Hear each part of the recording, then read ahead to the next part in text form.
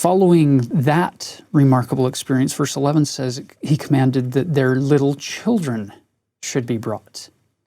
So they brought their little children and set them down upon the ground round about him, and Jesus stood in the midst, and the multitude gave way till they had all been brought unto him. There's a little subtle teaching buried in that verse that sometimes we overlook.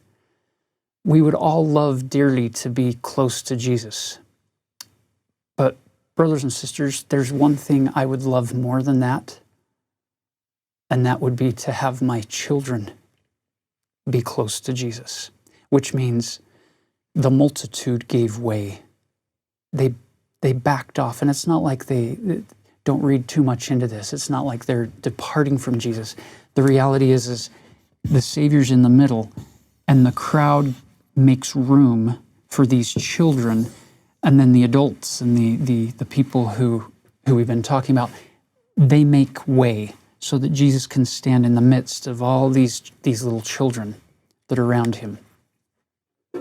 And thus begins, in my opinion, one of the sweetest and most tender parts of the entire Book of Mormon story. In all 531 pages, this to me gives us a glimpse into the heart of the Savior, as well as any other place in the book can, from my perspective. Notice verse 13. It came to pass that when they had all been brought, Jesus stood in the midst. He commanded the multitude that they should kneel down upon the ground. And verse 14, it came to pass when they had knelt upon the ground, Jesus groaned within himself and said, Father, I am troubled because of the wickedness of the people of the house of Israel. Isn't that interesting? He's surrounded by little children, and his heart is groaning within him. He's troubled because of the wickedness, not because of the wickedness of the little children, but he sees this purity sitting in front of him. He sees their smiles. He sees the look in their faces. And it troubles him concerning the wickedness of the house of Israel. And he's groaning. He's going to give you glimpses into his heart in these next few verses that are beautiful. How do you come to know somebody that you've never met before? How do you emulate their example if you've never met them personally in life, in mortality? I think you learn their stories. You see how they act in certain situations. You see how they treat people. You see how they respond when certain situations arise. And in this case, I think we're going to see the Savior's character revealed. His heart is going to be revealed in ways that it's pretty hard to find a better example than this as to what kind of a person, the man, the God, this exalted being named Jesus Christ, as far as trying to come to know him better and understand him better. Pay close attention as we proceed here. Verse 15, when he had said these words, he himself also knelt upon the earth, and behold, he prayed unto the Father. Here he is an exalted, glorified God, and he's not just keeping commandments, he's also continuing to pray to the Father.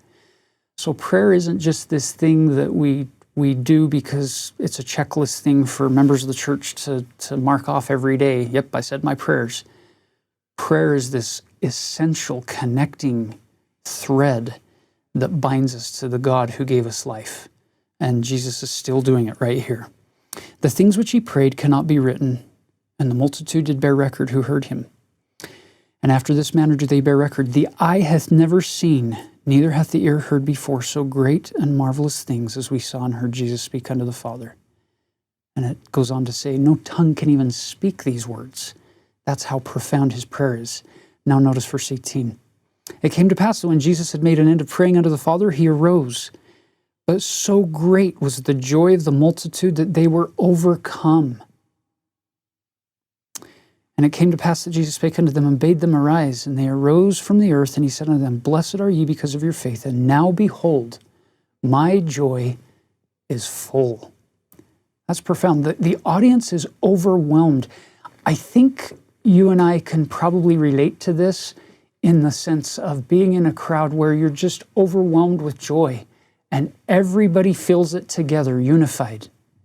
They're all in this same wrapped up feeling of the Lord's love, of the Spirit, hearing him pray, and they're overwhelmed. And he says, my joy is full. Now notice verse 21. When he had said these words, he wept, and the multitude bear record of it. And he took their little children one by one, and he blessed them, and he prayed unto the Father for them. Once again, for me, to have a personal experience with the Savior like these people have had would be remarkable. The only thing better that I can imagine would be to witness and watch a personal experience of the Savior blessing and praying to the Father while holding my children one by one by one. There's nothing that could compare to that. And notice when he had done this, verse 22, he wept again. Interesting. He weeps, then takes their children one by one and ministers to them and prays to the Father, and then he wept again. I'm just going to ask a really simple question here.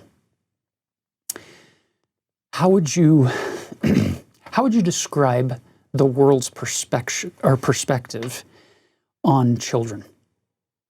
And I mean, when I say the world, I mean society and culture, and in some ways the popular media, the popular aspects of our culture.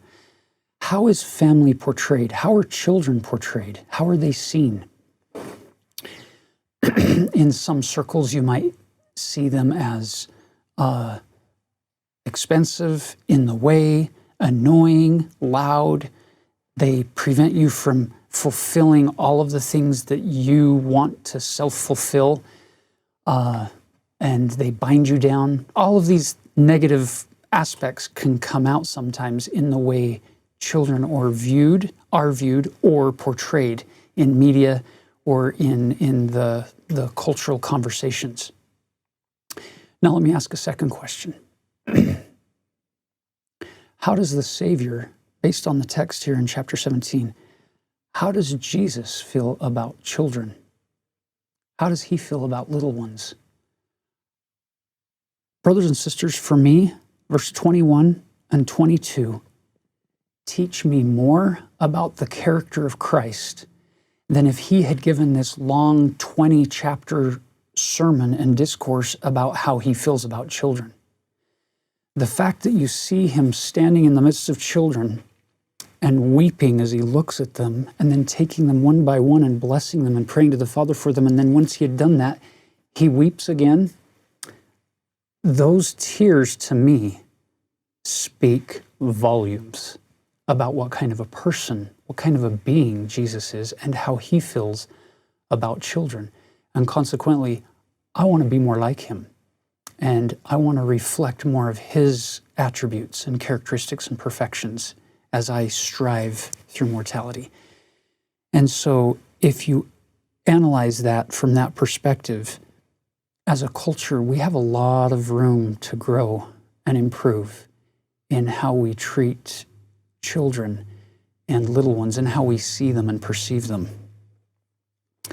Once he had finished this, verse 24, as they looked to behold, they cast their eyes towards heaven, and they saw the heavens open, and they saw angels descending out of heaven, as it were, in the midst of fire. And they came down and encircled those little ones about, and they were encircled about with fire, and the angels did minister unto them.